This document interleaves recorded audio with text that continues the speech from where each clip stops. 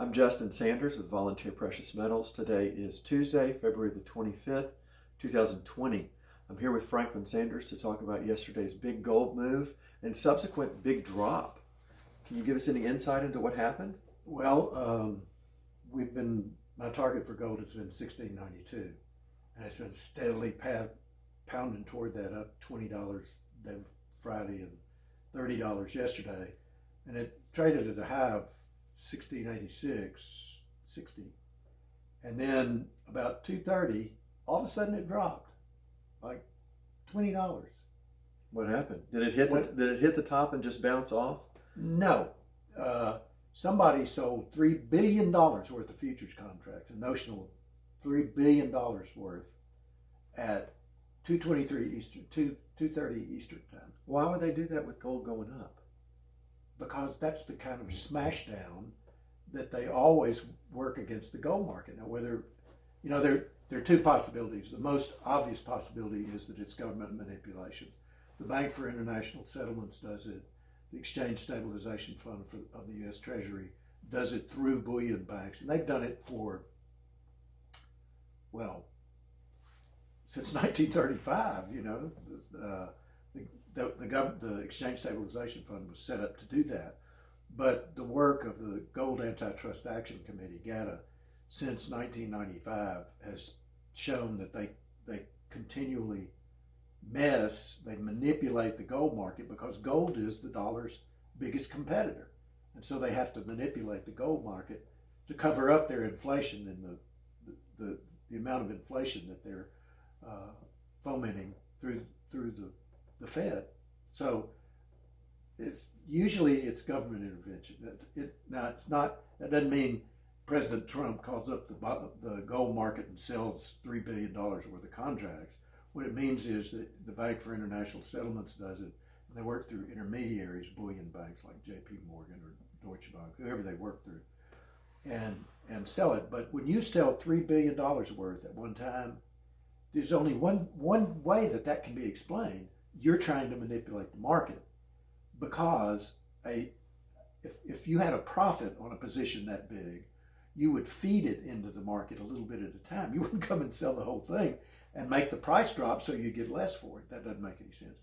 Another possibility is that hedge funds, long gold and long stocks, suffered losses in their equity positions and had big margin calls because they're very, very, very leveraged, and sold gold to meet those margin calls.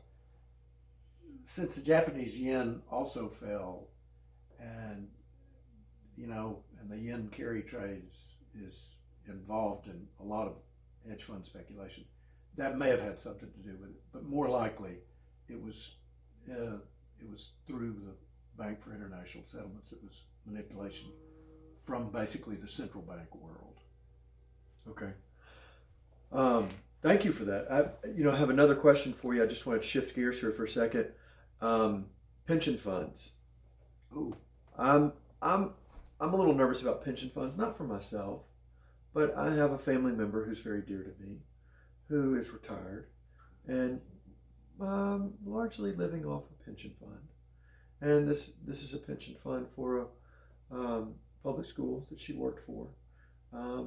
And I read about the weakness of our economy, and I read about the possibility how the Federal Reserve will create liquidity the next time that we have some sort of crash.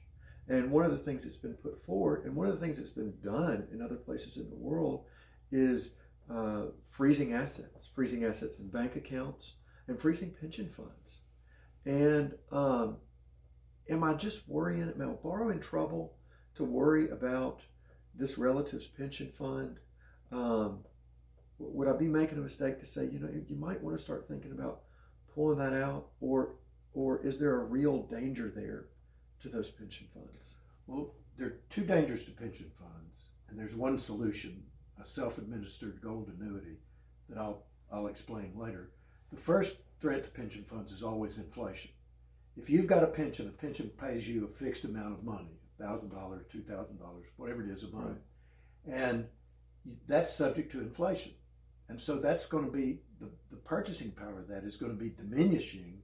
I mean, at 3%, I think it takes about 14 years for the value of the payment to half.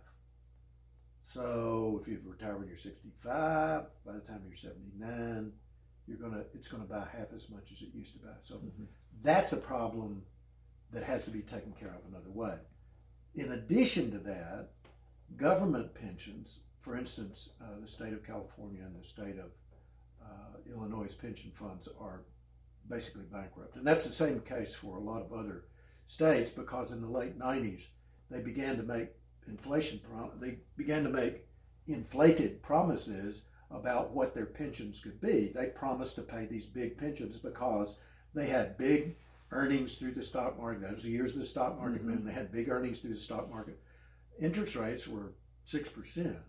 And think about what a pension is. A pension fund takes money from you and intends to pay you back money by making money on your money. Right.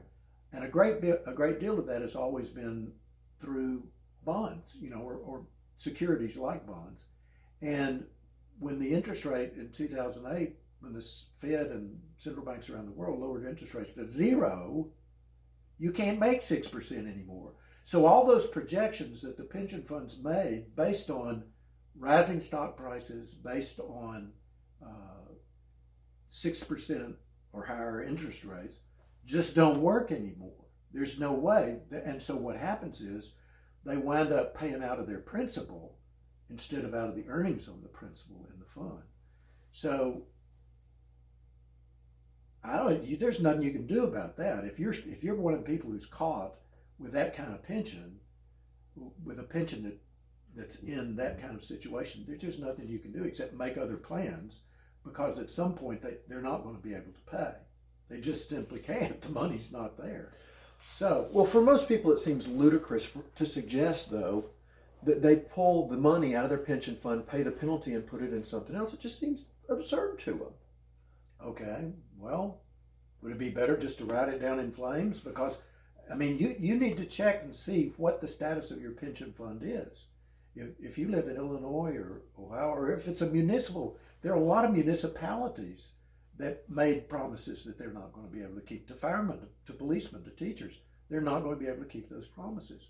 And nobody talks about this. I mean, every once in a while you see a few headlines, but it is a terrible problem because you've got an aging population. The boomer generation is hitting retirement age.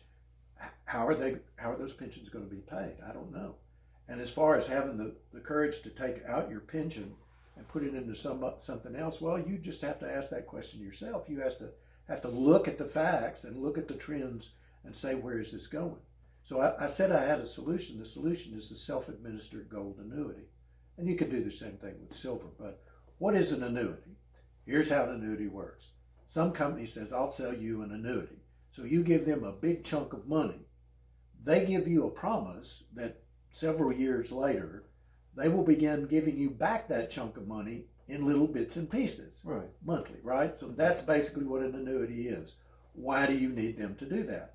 Why would they do that for you? They do that for you because they intend to make more money on the chunk of money that you give them than they pay back to you. That's running a business, yeah, okay. So, but why do you need them? Why not just make up your own self-administered gold annuity? In other words, why not just take a chunk of money and buy as much gold as you can buy with it? And then when time comes for you to retire, every month you sell off just that amount that you need to survive. Maybe it's an ounce, maybe it's half an ounce, whatever it is. You just sell off a little bit every month. So you administer your own gold annuity. That sounds like a great idea. I thought we had to have a degree in this country to manage money.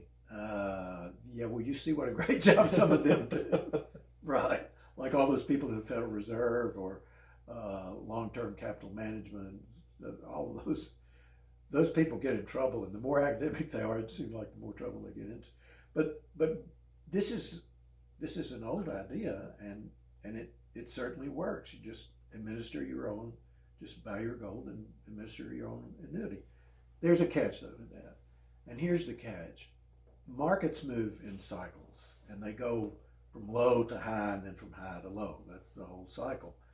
Gold began an uptrend in 1999. It peaked in 1980. It went down until 1999, started going back up, and that primary trend is not ended yet.